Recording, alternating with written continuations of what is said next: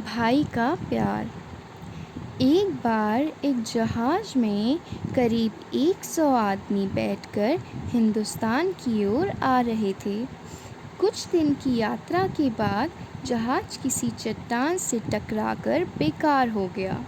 सबको लगने लगा कि अब यह डूब जाएगा। जहाज़ के कप्तान ने जहाज़ में रखी एक छोटी नौका समुद्र में उतार दी।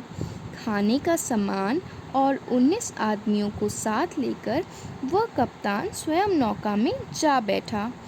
अन्य लोग भी नौका में बैठना चाहते थे, पर कप्तान ने तलवार के बल पर किसी को नहीं बैठने दिया।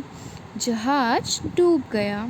नौका में बैठने वाले जल्दी जल्दी में कंपास यंत्र, जो समुद्र में रास्ता बताने का काम करता है, और पीने का पानी लाना भी भूल गए। कप्तान बीमार था। वह 4 दिन बाद ही मर गया।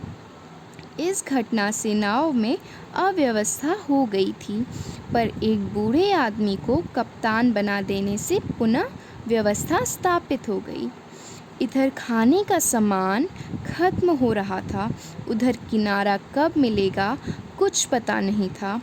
नए कप्तान ने नाव पर से 4 आदमी कम करने के लिए लॉटरी डाली। इन 4 आदमियों को समुद्र में फेंक देने का निश्चय किया गया। इन 4 आदमियों में एक आदमी का छोटा भाई भी था। अपने छोटे भाई को समुद्र में फेंकने से रोकते हुए वह बोला कि उसकी जगह उसे फेंक दिया जाए।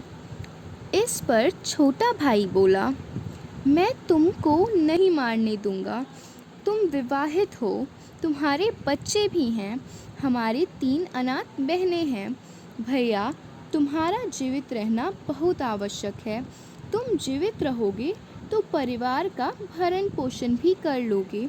मैं तो कुंवारा हूँ, मेरे मर जाने से कोई फर्क नहीं पड़ेगा। बड़े भाई की भी आंखें भर आईं।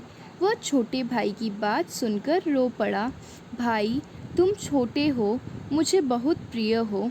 तुम्हें मरता देख सकना मेरे लिए असहनीय होगा। कहीं ऐसा ना हो कि शोक में मैं भी समुद्र में कूद पड़ूं। इसलिए कह रहा हूँ, तुम मुझे ही मरने दो। मरने को तैयार बड़े भाई को रोकने के लिए छोटा भाई उसके पाँवों से लिपट गया। रो रो कर कहने लगा, मैं तुम्हें नहीं मरने दूंगा। बड़े भाई ने छोटे को बहुत समझाया, पर कोई लाभ नहीं हुआ। आखिर छोटा भाई ही नाव से समुद्र में फेंक दिया गया। वे अन्य 3 व्यक्ति तो डूब गए, परंतु छोटा भाई नाव के साथ तैरता रहा। बड़ा भाई भी बड़ी विकलता से छोटे भाई को देखता रहा।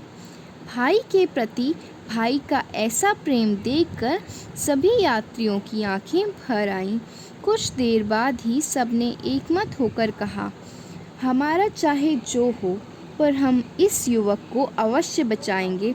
और सबने मिलकर उस युवक को नाव में ऊपर खींच लिया और कुछ समय बाद वे सब किनारे पर आ गए। अगर यह कहानी आपको अच्छी लगी हो तो प्लीज़ मेरे चैनल को लाइक, सब्सक्राइब और शेयर ज़रूर करें। धन्यवाद।